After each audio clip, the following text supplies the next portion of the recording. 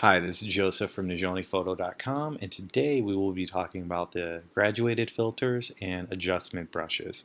So these two features are definitely some of the most powerful tools in Lightroom, and I use them on just about every photo. They're very versatile and very powerful. So let's just get right into it, shall we? So basically, what a graduated filter is it mimics a neutral density, a graduated neutral density filter, which is essentially a piece of glass that you would put over your lens, where half is darkened out and the other half is clear.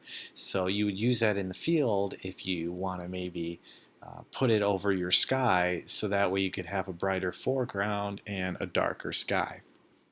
Fortunately, in Lightroom with this tool, it's kind of made the filter tool in the field a little bit obsolete because you can do the same thing and more, a lot more in Lightroom. So let's just delve right into it. To apply this tool, all you have to do is click on this little icon here, or you can tap the M key, which is a hotkey, to open up that tool. And you can see we can slide it right over this image.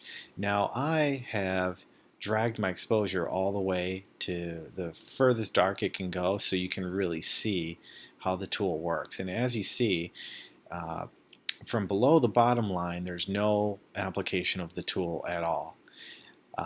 From the bottom to the midsection, you're at about 50%. And from the mid to the top, you're at about 100%. Okay, now that you have the tool applied, you can actually drag it however you like. So, you can make this tool, you can make like the gradient between the strength in this tool very, very small, like this, or you can make it very large by dragging it up. You can also move it around by clicking this little icon here. You can move it around wherever you want it to go, or you can turn it diagonally, or you can even flip it upside down.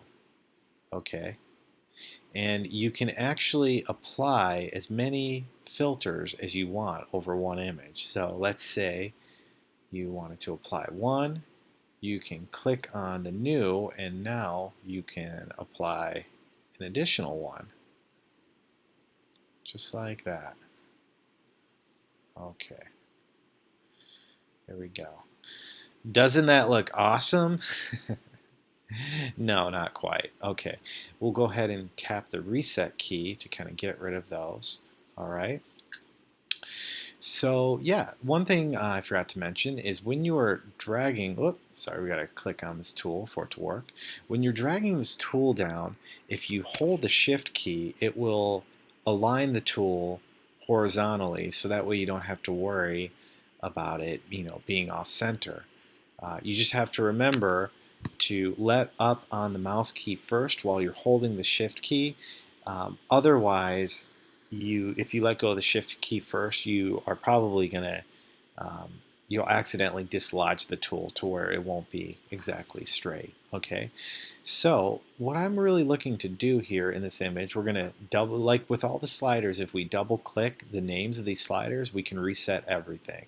Okay, so what I'm really trying to do here is I have edited this image up to this point, but the sky is looking pretty weak. So my goal is to kind of make this sky pop a lot more. So what I want to do here is I don't want my slider to really affect the mountain. I just want it to affect the sky.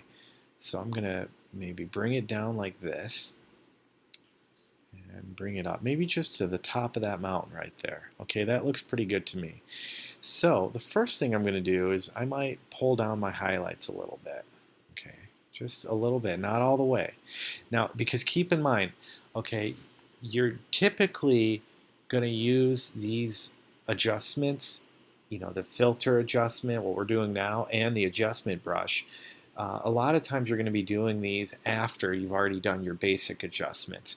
So you want to be careful to not go too overboard with your settings because you're layering adjustment on top of an adjustment. And unless you're working with a high megapixel file that has a lot of information, you're apt to make your image look kind of crunchy. Like you can kind of like crush the pixels a little too much. And it might not look that great. So the key with these tools is a subtle hand. You want to be really, really subtle. You don't want to make these like wild adjustments. You just want them to be really subtle. Okay?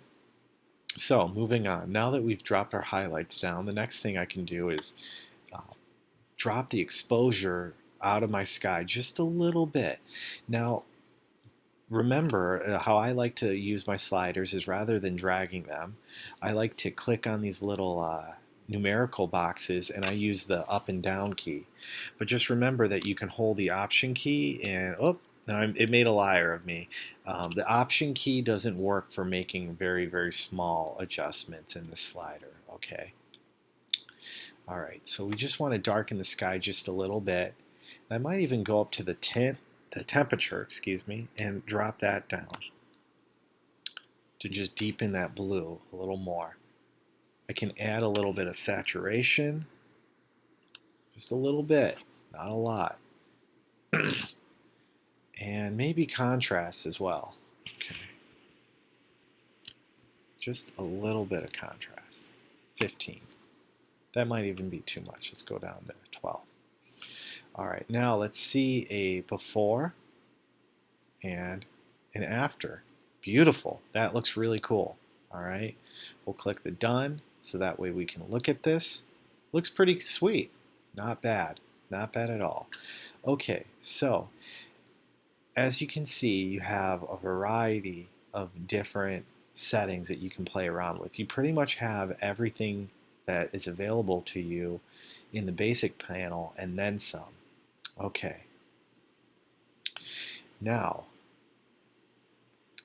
okay, getting back on point. So every time we make an adjustment, we have this little dot here that pretty much, if we hover over us, it shows us that that red is an image overlay, which is pretty much showing us where the effect is being applied. Okay, so as we can see, we have this perfect. If anything, we might be able to drop it just a little bit more, maybe down to about here. And we can click this button down here and we can see an image overlay, which can be helpful if we're kind of, just maneuvering this a little bit. Okay, so now that we've done that, we can click the new button and that will give us a brand new brush to work with, but we don't really want to do that. What we're going to do is we're going to go ahead and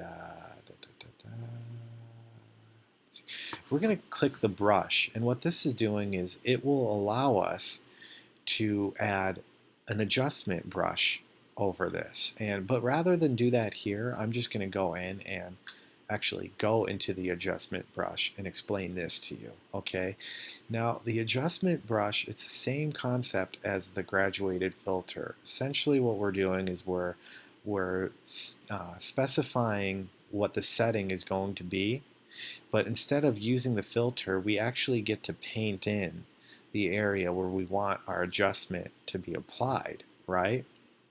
Now, before I go into that, let's talk a little bit about these new settings we have down here.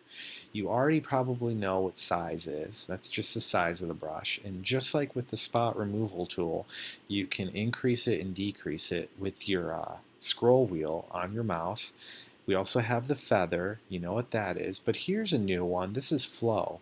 What's that for? Okay, well, let me show you.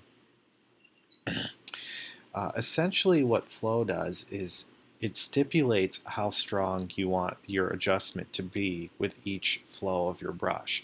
So right now I have it set to 100, which is the highest it will go, and I have my exposure set to +4, which is the highest it will go. And what this is going to do is, with a single stroke of my brush over this image, it's going to apply the adjustment at the heaviest possible level. So I'm going to show you that right now. My computer's a little slow, but there you go. that looks pretty horrific because I'm just using this to illustrate how this brush works, okay? Let's go ahead and delete that monstrosity, and let's try it again with maybe 50%, or that's close enough. Okay, so now what it's doing is it's applying essentially half of the value of our setting with each stroke. Okay, so let me show you that. Okay, you see that? With one stroke, it's half of the setting of this exposure that we have set to 4. Okay, but it's going to add on to that with each time we go over that same area. Now I'm just holding the mouse down and I'm going to show you. Each time I slide my brush over it, it's increasing the exposure. And I'm pretty sure that this is a new setting in Lightroom because I never really noticed it there before. It's kind of a handy tool, but I'll actually show you the way that I prefer to use this brush, okay? Oh, before I do that, let's delete that. And let's talk real quick about what the auto mask is. Now, to really illustrate this, I'm going to click on this show mask layer.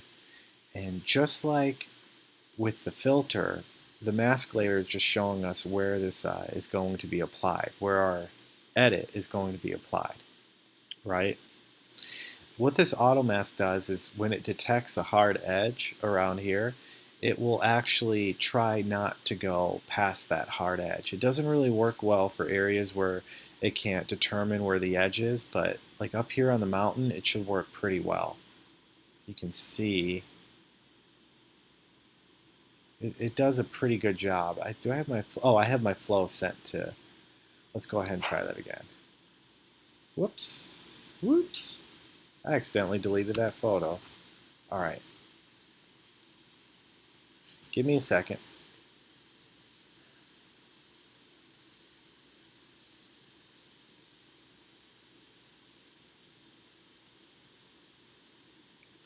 Okay,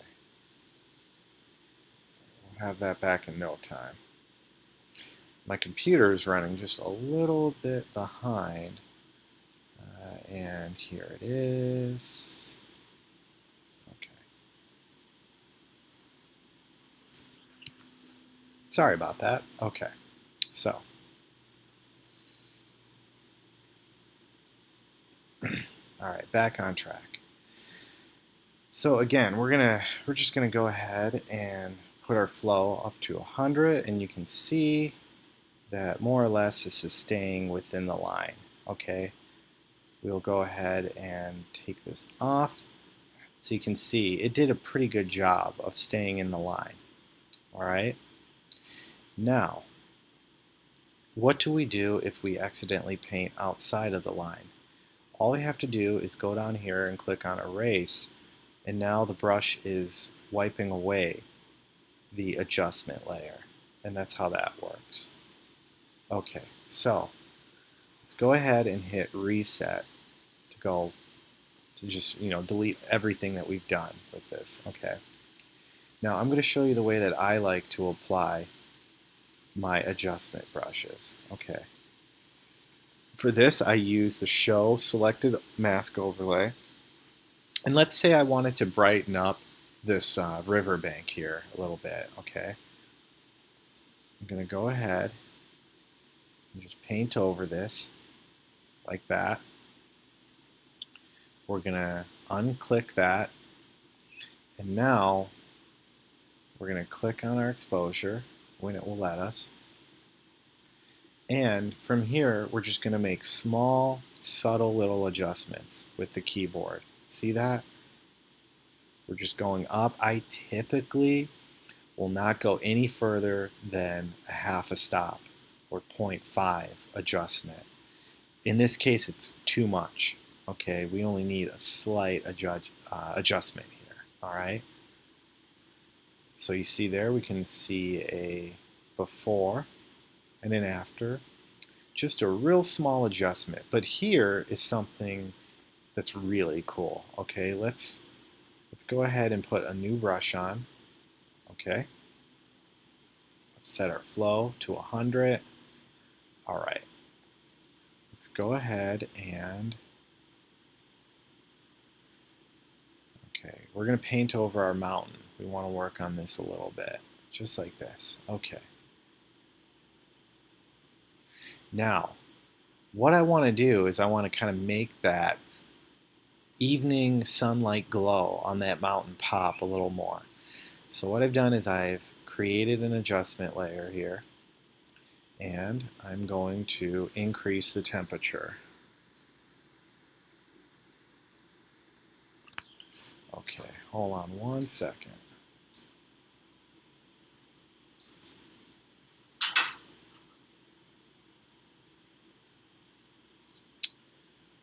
Okay, so we can erase this bottom layer down here. That's what went wrong, because we actually, to create a new layer, all you really need to do is click this new button there, and now you'll have a new adjustment layer over your old one.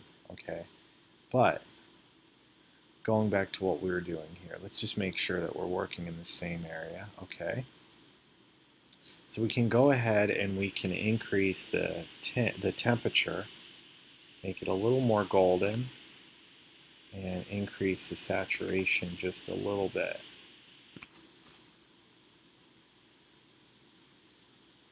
And we see that we made a pretty big difference to that mountain there. Okay, so that's pretty much it. If you have any other questions, feel free to ask, and stay tuned for more videos. Thanks.